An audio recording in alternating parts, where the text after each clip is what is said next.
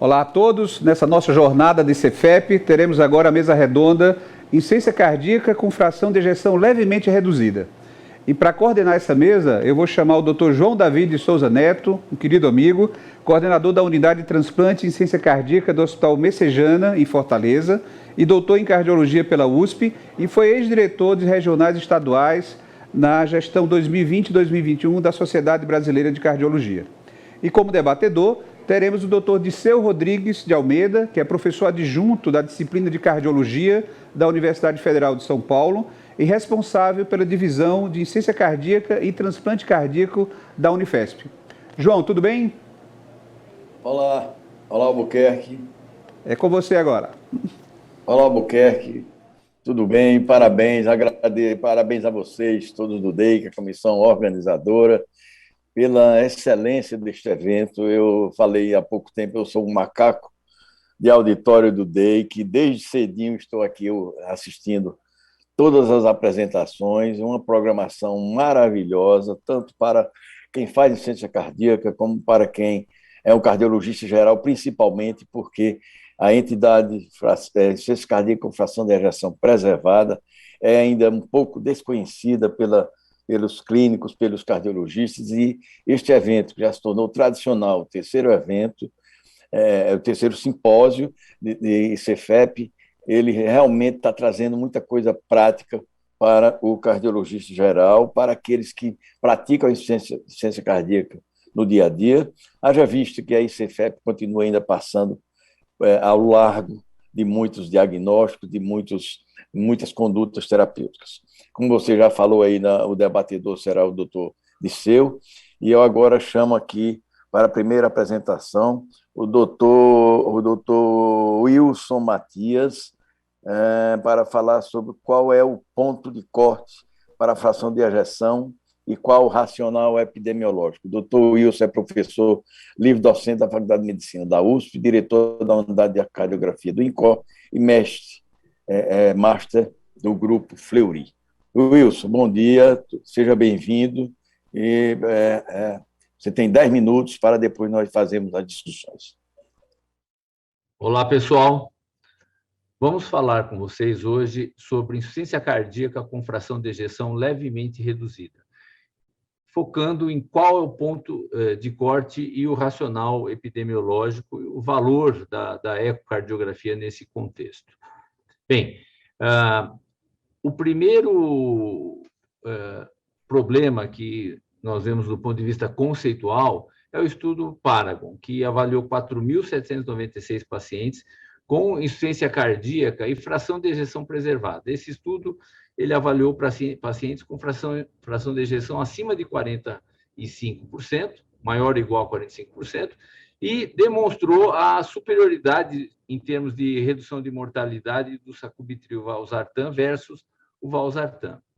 Já o estudo Emperor Preserve Trial, que avaliou 4.796 pacientes, também com fração de ejeção preservada, utilizou o critério de fração de ejeção acima de 40% para conceituar a fração de ejeção preservada. Esse estudo comparou a empagliflozina com placebo e demonstrou a superioridade da empagliflozina em diminuir o desfecho composto de morte e hospitalização por insuficiência cardíaca. Então, fica aqui uma certa confusão conceitual com relação a qual é o critério, né? Em primeiro lugar, nós vamos definir o que é insuficiência cardíaca, né? Então, do ponto de vista de definição, a insuficiência cardíaca pode ser definida como uma anormalidade da estrutura ou função cardíaca que leva à falha do coração em fornecer oxigênio a uma taxa compatível com as necessidades dos tecidos, apesar das pressões de enchimento normais ou apenas às custas de pressões de enchimento aumentadas. Então, essa é uma definição genérica de insuficiência cardíaca. Já a última diretriz da Sociedade Europeia de Cardiologia, ela coloca uma coisa bem clara com relação ao que é insuficiência cardíaca com fração de ejeção preservada e fração de ejeção reduzida. Essa diretriz ela demonstra que os pacientes com insuficiência cardíaca e fração de ejeção reduzida são aqueles com fração de ejeção menor ou igual a 40%. Já os com fração de ejeção preservada são aqueles com fração de ejeção maior ou igual a 50%. Entre 41% e 49%, nós chamamos pacientes com insuficiência cardíaca e fração de ejeção discretamente reduzida, ou mildly reduced ejection fraction. Então, existe esse outro subgrupo que foi recentemente criado, onde a fração de ejeção se encontra entre 41% e 49%. Então, vários desses estudos avaliaram ou pacientes com fração de ejeção reduzida ou pacientes com fração de ejeção realmente preservada, que são aquelas acima de 45%, ou incluíram pacientes com o subgrupo de pacientes com fração de ejeção discretamente reduzida, que são o caso desses dois estudos que eu acabei de mostrar. Do ponto de vista de mortalidade, nós sabemos que a mortalidade é muito semelhante entre os pacientes com fração de ejeção reduzida e fração de ejeção preservada ou discretamente reduzida, como mostrado nesse trabalho publicado no Jornal do American College em 2017. Porém, do ponto de vista epidemiológico, nós sabemos que 46% desses pacientes são pacientes realmente com fração de ejeção preservada, outros 46% pacientes com fração de ejeção realmente reduzida, e somente 8% desses pacientes são aqueles pacientes com fração de ejeção discretamente reduzida, que são esses entre 41% e 49%. Na avaliação ecocardiográfica desses pacientes, o Doppler tecidual ele tem um papel até histórico, porque através dele a gente passou a entender melhor por que esses pacientes com fração de ejeção preservada eles apresentavam insuficiência cardíaca. Esse é um estudo publicado, esse é o estudo publicado por Yu em 2002, ele colocou uma luz bastante grande nesse cenário. Ele avaliou 339 pacientes, 106 pacientes saudáveis, pessoas saudáveis, 68 pacientes com disfunção diastólica isolada e sem insuficiência cardíaca, 73 com insuficiência cardíaca e disfunção diastólica e 92 pacientes com insuficiência cardíaca e disfunção sistólica. O que ele demonstrou?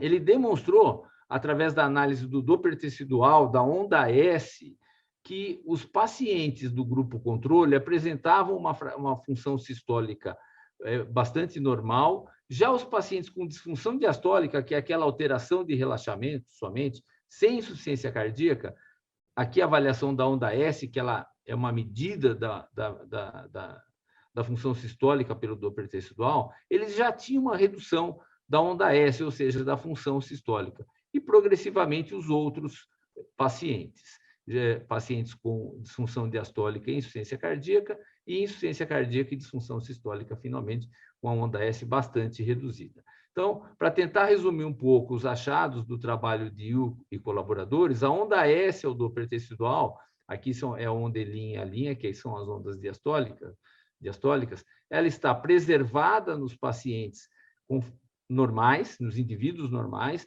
já está reduzida nos indivíduos com disfunção diastólica sem insuficiência cardíaca e vai reduzindo progressivamente nos pacientes com insuficiência cardíaca e disfunção diastólica. Esses indivíduos são aqueles com fração de ejeção preservada e os pacientes com disfunção sistólica e fração de ejeção reduzida, com insuficiência cardíaca e fração de ejeção já reduzida com uma onda S bem menor, tá? O Speckle Tracking ele veio nos ajudar e facilitar essa análise. Por quê? Porque, através dessa técnica, nós somos capazes de avaliar o engrossamento do miocárdio milímetro a milímetro, através de uma técnica que acompanha esses pontos brilhantes, que são essas áreas de maior refletividade. E essas áreas de maior refletividade do miocárdio, elas são como impressões digitais daquele pontinho do miocárdio, elas se movem com ele. E essa técnica mostra uma avaliação do deslocamento desse ponto, de forma a poder facilitar, a nos mostrar o quanto que o engrossamento do miocárdio está reduzido em alguma situação. Esse estudo TopCat, houve um subgrupo, um subestudo de strain de 167 pacientes, demonstrando que uma nota de corte de 15,8 no strain longitudinal pode mostrar aqueles pacientes que evoluiriam com eventos, em especial insuficiência cardíaca. Aqui eu tenho o caso de uma moça de 32 anos de idade com cansaço progressivo, tonturas, e ao exame físico ela já apresentava uma terceira bulha. O eletrocardiograma é esse mostrado na tela, nós podemos notar um achado bastante evidente de baixa voltagem em todas as derivações desse eletrocardiograma, e este é o ecocardiograma. Esse é o plano parasternal longitudinal, nós podemos ver que a fração de ejeção, não vou chamar de função sistólica, mas a fração de ejeção está preservada nesse caso, notem a fração de ejeção absolutamente normal, o plano apical de 4 e 2 câmaras, ventrículo direito à esquerda da imagem da esquerda e o ventrículo esquerdo à direita. Nós podemos ver uma fração de ejeção absolutamente normal. Já o Doppler mostra uma onda E bem grande e uma onda A muito pequenininha, ou seja, um padrão restritivo que não melhora com a manobra de Valsalva. Esse é um respirômetro, notem a manobra de Valsalva, não muda a relação EA, que está muito aumentada, demonstrando aqui um padrão restritivo e irreversível, ou seja, há sinais de aumento da pressão arterial esquerda. Quando nós avaliamos a relação da onda E com a onda E' do Doppler tecidual, nós vemos que essa relação é 20, ou seja, há sinais de aumento muito importante da pressão arterial esquerda nessa paciente, o que justifica a sua insuficiência cardíaca. O Doppler tecidual de veia hepática mostra essa onda A reversa no início da expiração, o que demonstra o padrão patognomônico de doença infiltrativa do miocárdio. E o strain longitudinal, principalmente aqui o seu bullseye, mostra esse padrão onde a contratilidade está preservada somente no ápice, padrão característico da amiloidose cardíaca, que era a doença dessa nossa paciente, com um quadro de insuficiência cardíaca e com fração de ejeção preservada. Um último aspecto que a ecocardiografia pode nos dar é a situação do interstício pulmonar. Nós podemos ver à esquerda uma imagem pulmonar absolutamente normal e à direita a presença de ondas B, caracterizando edema ou líquido pulmonar.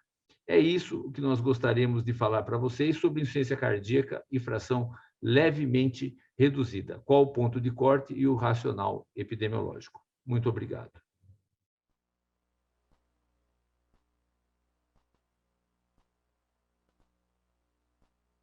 Muito obrigado, Wilson, pela excelente aula, bastante elucidativa, com relação aos achados ecocardiográficos.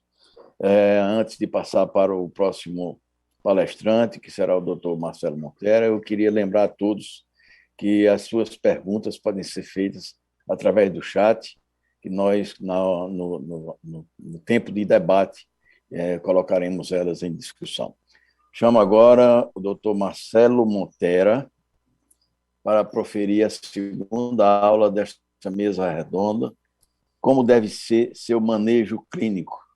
Dr. Montera, um dos grandes atuantes do Departamento de Insuficiência Cardíaca, é coordenador do Centro de Insuficiência Cardíaca do Hospital Procardíaco, doutor em Cardiologia pela USP, fellow do American College of Cardiology e da European Society of Cardiology e da European Heart Failure Association, fellow em suporte mecânico pelo Tampa General Hospital dos Estados Unidos. Doutor Marcelo, 10 minutos para o senhor. Depois teremos o debate. Bom dia, pessoal. Obrigado, João. Obrigado, Wilson Dirceu. É bom rever os amigos. Eu vou compartilhar a tela com vocês para poder iniciar a minha apresentação. Ok? Já está compartilhado. Tudo bem. O nosso objetivo é trazer para vocês, nos próximos 10 minutos, insuficiência cardíaca com fração de ejeção levemente reduzida Devo ou não tratar? Como tratar? Então, você que está aí nos assistindo vai sair daqui a 10 minutos, com a noção exata como atuar no seu doente. Para você primeiro raciocinar se deve ou não tratar, o primeiro ponto é este. Essa classificação de 2016 da Sociedade Europeia, que colocou muito claro isso. ICFR é abaixo de 40, ICFEP está errado aqui, é acima de 50, e a fração de ejeção levemente reduzida é intermediária entre 40 e 49. Só que tem algum outro aspecto que você tem que observar. Primeiro, os pacientes com ICFEP pioram função ventricular no transcorrer do follow-up. Os pacientes com ICFR, eles migram para a forma de levemente reduzida.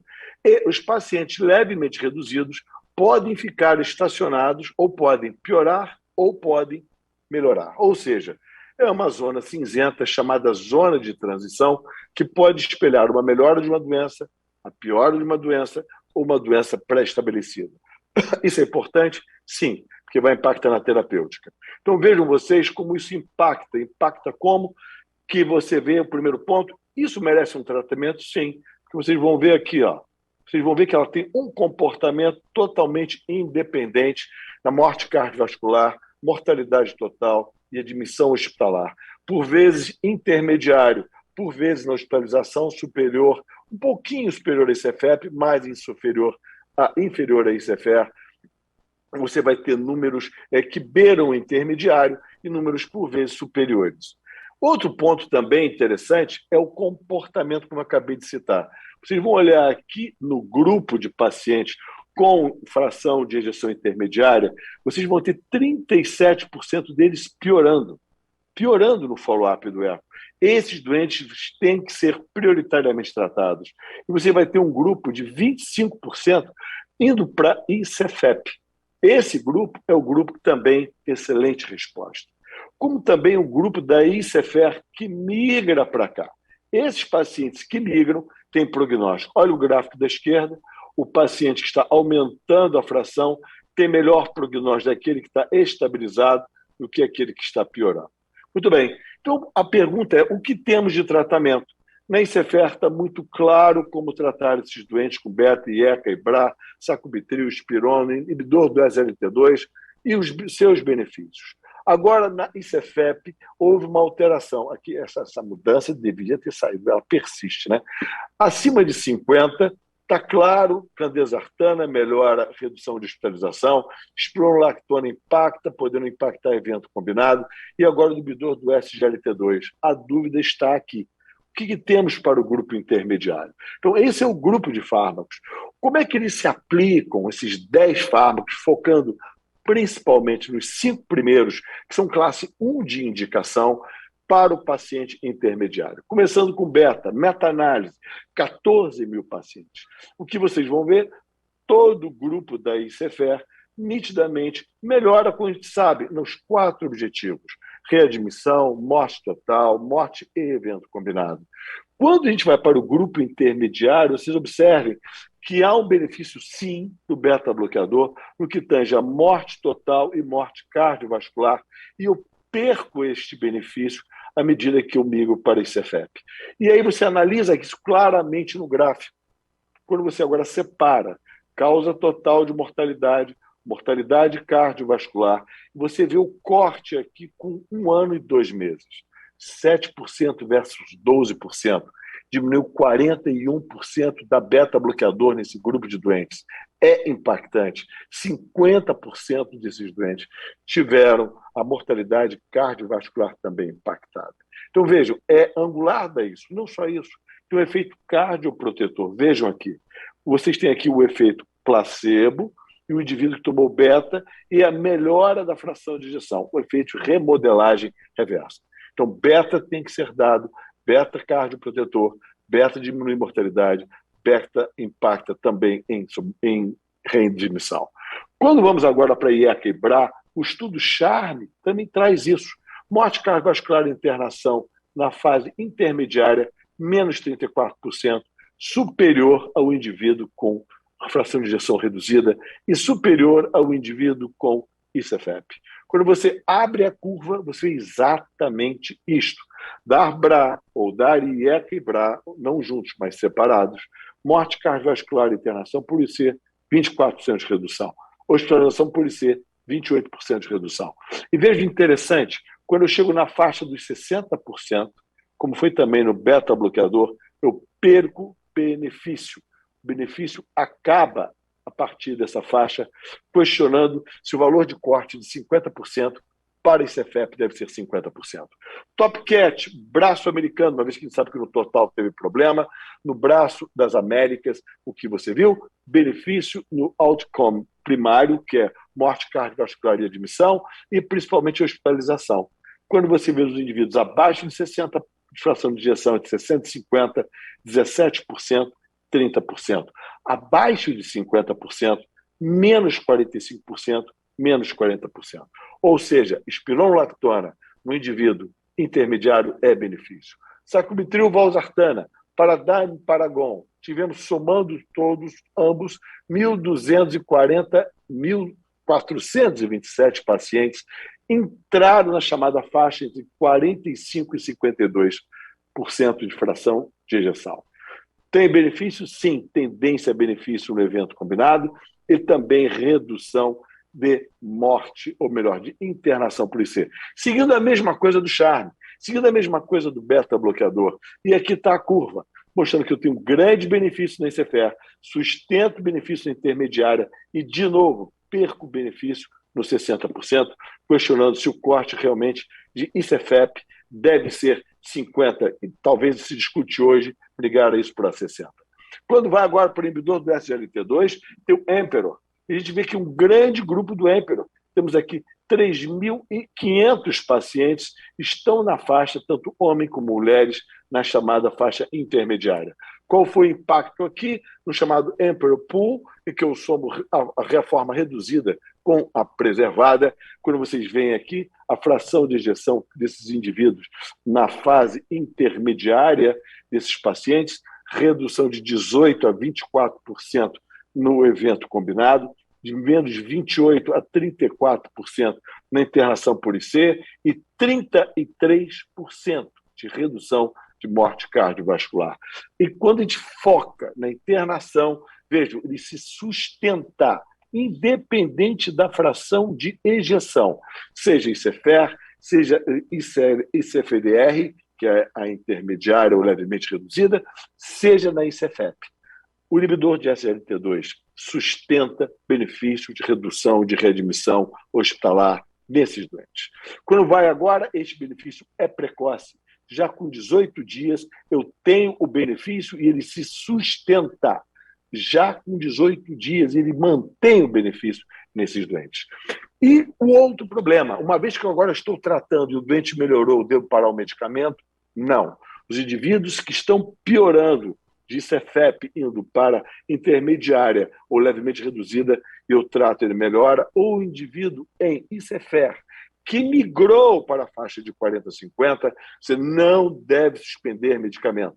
Por quê? Porque é uma piora em quase 50% desses doentes. Volta a piorar a função ventricular, volta a estufar o coração, voltam a cair fração de ejeção, voltam a apresentar sintoma. Ou seja, há uma desestruturação desse coração.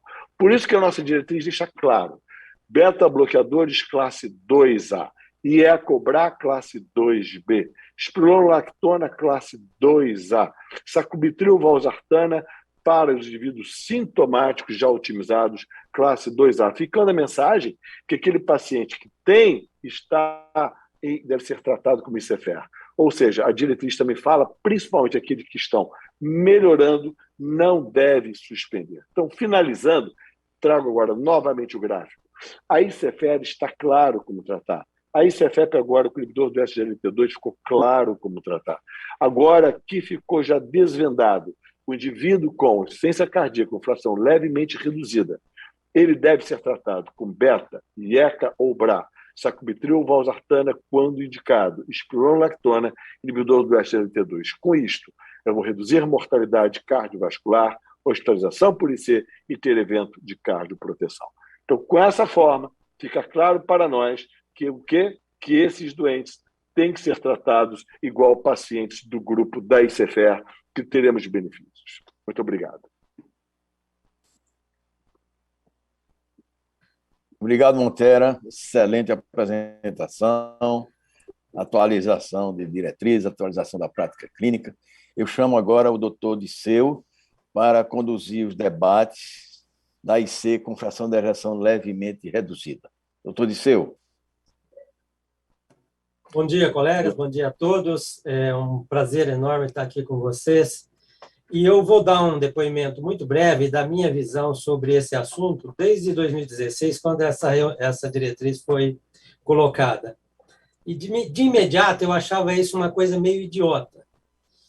E também, ao longo do mundo, nem todas as sociedades adotaram isso como uma coisa... Por exemplo, a Austrália e Nova Zelândia nunca aceitaram isso aí. E veja bem, o raciocínio qual é? Se eu tenho uma fração de ejeção intermediária, ou ela é progressão da preservada, ou ela é melhora da reduzida.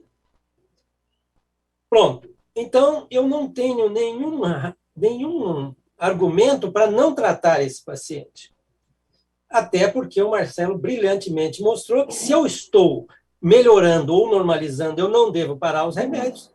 E se eu estou migrando da preservada para a reduzida, eu tenho que tratar. E essa migração, às vezes, é rápida. Então, eu acho que só tem desvantagens nós assumirmos essa definição. Qual é? A gente subestima o caso, o paciente subestima também, a gente retarda tratamento ou subtrata, né?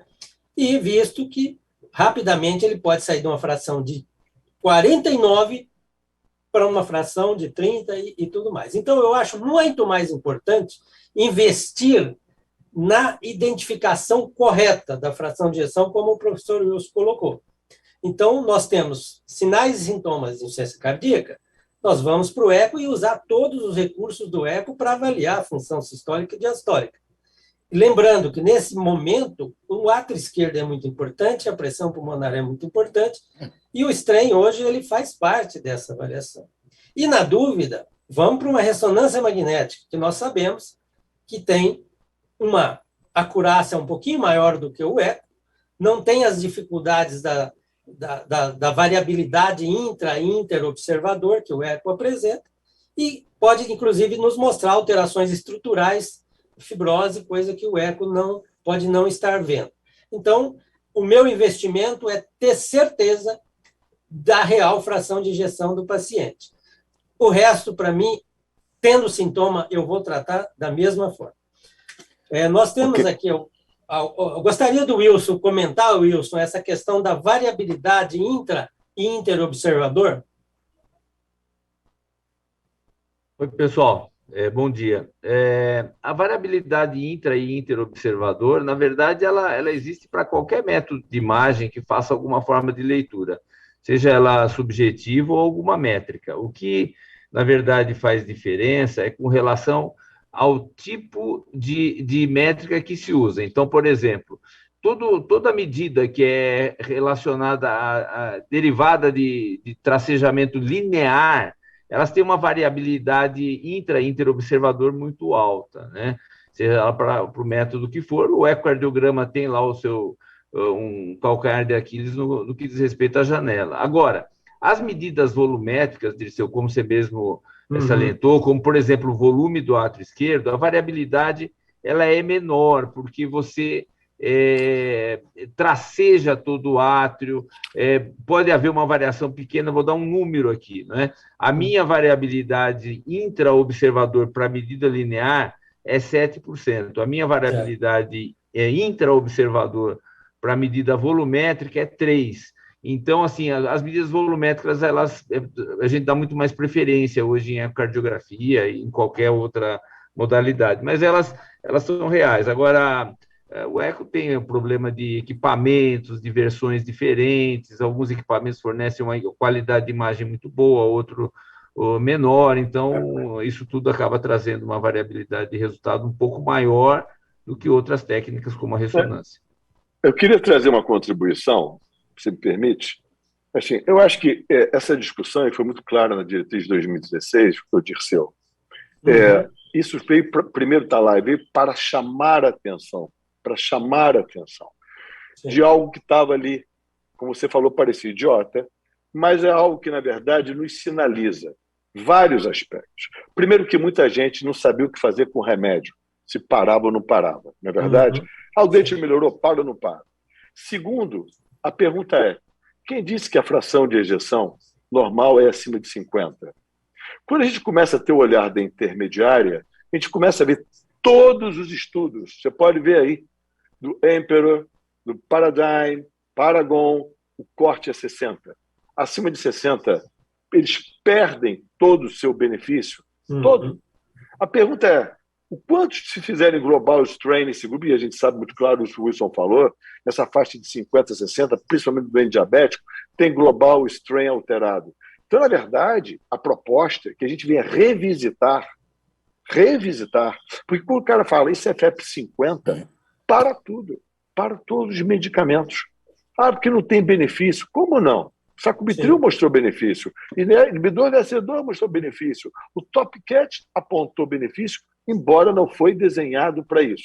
Então, acho que a grande importância que se faz necessário e que está agora se desenhando, a gente vai ver os estudos com inibidor da SGLT2 que estão saindo, vai ver o delivery aí, vai esclarecer isso muito bem. Talvez a gente tenha, e claramente a europeia já está discutindo isso, de mudar o ponto de corte. Migrar isso de 50, talvez a IC intermediária vai migrar de 40 para 50, de 50 para 60.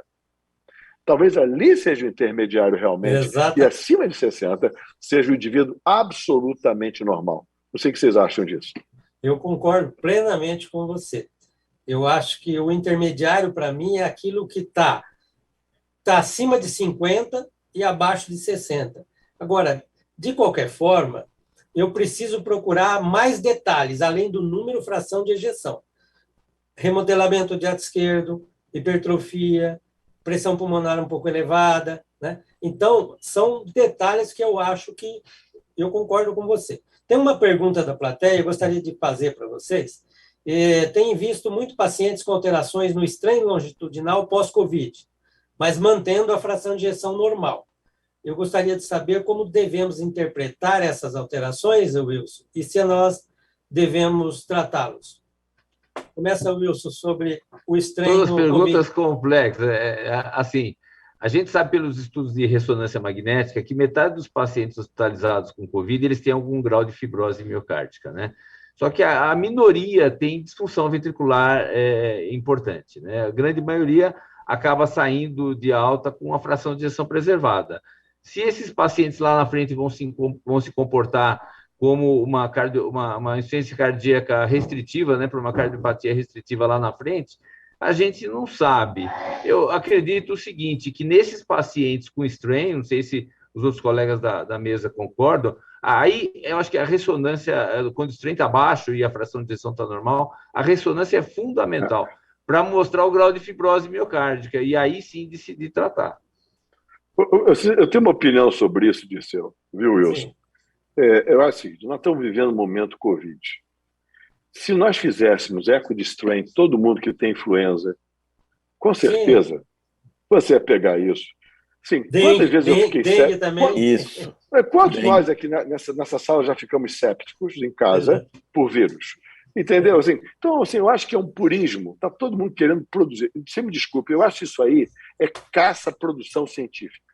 Eu agora vai até pesquisar a cor da unha do Covid para saber se eu tenho que fazer alguma coisa. É gerar um pânico. É óbvio que deve ter algum grau de inflamação. Isso não tem impacto nenhum. Zero. Outro dia eu tive influenza, eu tive 42 graus de febre. Se eu fizesse um eco ali, talvez eu tivesse depressão miocárdica. Um global strain com certeza vai estar comprometido, porque eu tenho interleucina 6 circulando, senão eu não teria febre. Se eu tenho interleucina 6, eu tenho depressão miocárdica. Isso leva até 14 dias para desfazer. E não tem a menor... E você pega os estudos de miocardite estabelecida, com função ventricular preservada, você não tem que tratar. O prognóstico é benéfico. Então, eu acho que, assim, ok, vale a pena a mensagem, fica alerta, mas eu acho que existe um modismo muito grande em torno do Covid. É só vocês verem as publicações. É só trazer esse insight. Rapidamente, okay. Até Estamos com o tempo quase esgotado. Oi? Ah, tá bem. Eu ia só rapidinho, colocar... não, pode terminar. A questão só é, se o paciente está com strain internado, alterado, é uma coisa, está inflamado, isso aí provavelmente não vai acontecer nada.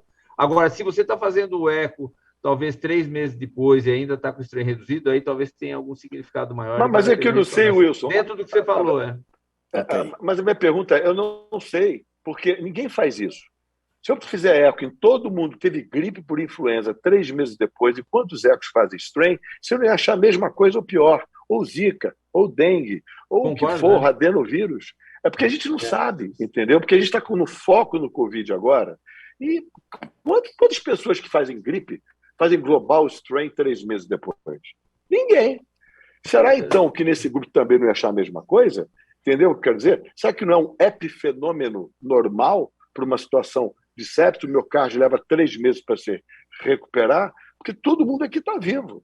Só vê aí, depois ninguém morre. Morre por evento trombótico tardiamente com Covid. Pessoas podem fazer trombose mesentérica, sim, até 6 meses, mas não depressão miocárdica após 3, 6 meses. A gente não vê isso. Assim, eu achei ótima a sua colocação, excelente, porque só para quebrar essa procura insistente por uma miocardite ou disfunção ventricular no Covid. Ok, Monteiro, muito obrigado a todos. Obrigado ao doutor Disseu pela condução dos debates, as excelentes apresentações de Disseu e do Wilson. E agradecemos a plateia e vamos passar agora para a próxima sessão. Bom dia a todos. Obrigado, pessoal. Um abraço. Obrigado, pessoal. Bom dia, Wilson. Um abraço. Tchau. Bom dia. Um abraço, Disseu. Davi. Obrigado, João Davi. Obrigado, Disseu, Marcelo, Wilson. E nós teremos agora um breve intervalo e em seguida teremos o simpósio satélite Novartis com o tema Insuficiência Cardíaca, muito além da fração de ejeção, entendendo desfechos clínicos. Até logo.